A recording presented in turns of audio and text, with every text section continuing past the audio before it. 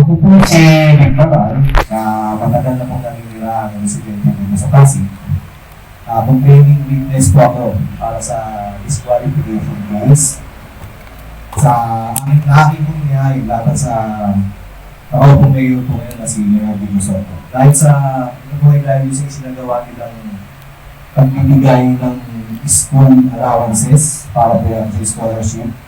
At binigay na paglabas ng pondo ng Pasig City dahil may ulihilan po tayo na tinatawag na total ban absolute ban sa ating po company. Ngayon 10 day po, 10 days absolute ban po. Hindi naman before the 10 days before the election na silang araw na lang, to which I consider vote buying po po.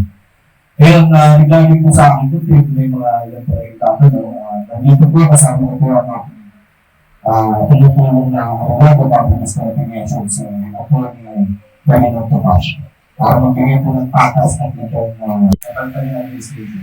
I observe and isa ako sa mga nalita hindi ko ang gawin. Siyempre, kahit naman sino na may aral, pinag-aral, ilalagay sa akin dahil sa previous administration. So, tinanggap naman namin.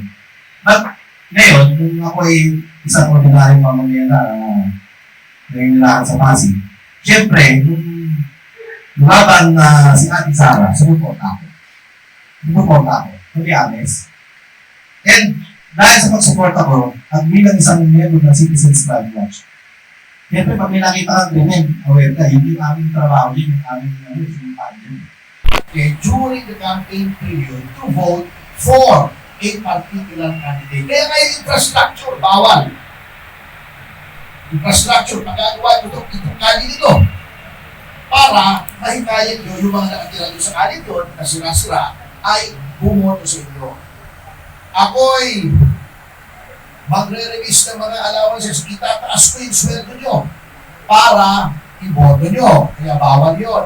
Yung pag-transfer ng mga personnel at tanggal, mag-hire, bawal din yun kasi nga, pwede mo sabihin, sige, kukunin kita kahit casual, contractual,